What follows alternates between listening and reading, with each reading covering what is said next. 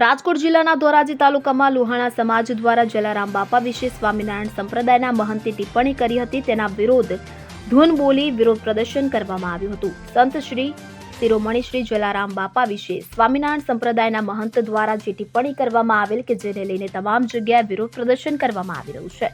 વીરપુર જલારામ મંદિર ખાતે સ્વામિનારાયણ મહંત જ્ઞાન સ્વામી માફી માંગે તેવી માંગ ઉઠવા પામી છે. આ ટિપ્પણીને લઈને ઠેર ઠેર અને જલારામ બાપાને માનનારા લોકો અને રઘુવંશી સમાજ અને લુહાણા સમાજમાં રોષ જોવા મળ્યો છે. રાજકોટ જિલ્લાના ધોરાજી તાલુકાના રઘુવંશી સમાજ લુહાણા સમાજના લોકો બહોળી સંખ્યામાં ઉપસ્થિત રહીને તાલુકામાં આવેલ લુહાણા સમાજવાડીના જલારામ મંદિરના પટાંગણમાં એકત્રિત થઈને જ્ઞાન સ્વામીને જલારામ બાપા સદબુદ્ધિ આપે અને વીરપુર જલારામ મંદિર ખાતે જઈને માફી માંગે તે માટે ધૂન બોલાવી હતી. એક વ્યક્તિએ તો માનતા પણ રાખી છે કે જ્યાં સુધી સ્વામિનારાયણ મહંત જ્ઞાન સ્વામી વીરપુર જલારામ મંદિરે દર્શન કરી માફી નહીં માંગે ત્યાં સુધી પગમાં ચંપલ નહીં પહેરે અને જો મહંત જ્ઞાન સ્વામી માફી નહીં માંગે તો આગામી દિવસોમાં જલદ કાર્યક્રમો પણ કરવામાં આવશે તેવું લુહાણા સમાજના લોકો દ્વારા જણાવવામાં આવ્યું હતું. પ્રવીણ ઇન્દ્રચા, જલારામ મંદિર ધોરાજી.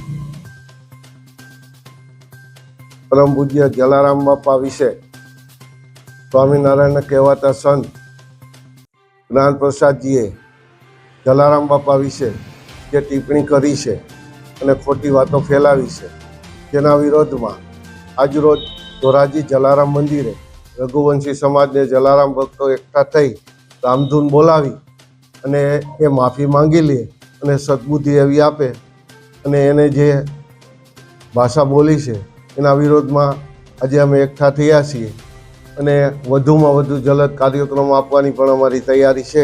તો વીરપુર આવી અને માફી માંગી લઈએ એવી અમારી માગણી છે. જય જલારામ. મારું નામ મનોજભાઈ ચંદુભાઈ ગઢિયા, ધોરાજી લુહાણા સમાજમાંથી. એ સ્વામિનારાયણ ભગવાનના સંત જે આવું જલારામ બાપા વિશે ખોટી ટિપ્પણી કરેલ તે બદલ અમે તેમનો વિરોધ કરીએ છીએ.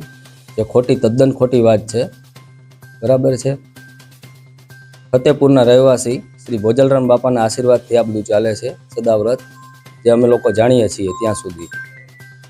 આ તદ્દન ખોટી વાત છે. જે વાતને અમે રખોડી કાઢીએ છીએ અને આજ રોજ મેં એવો સંકલ્પ કરેલ છે કે જ્યાં સુધી વીરપુરમાં આવીને આ સંત કે જે કોઈ ત્યાં આવીને બાપાની માફી ન માગે ત્યાં સુધી હું મારા પગમાં ચપ્પલ નહીં પહેરું એવો હું સંકલ્પ કરું છું. અલ્પેશ ત્રિવેદી સાથે CN24 ન્યૂઝ ધોરાજી. હવે જુઓ દેશ દુનિયાની તમામ ખબરો તમારી આંગળીના ટેરવે.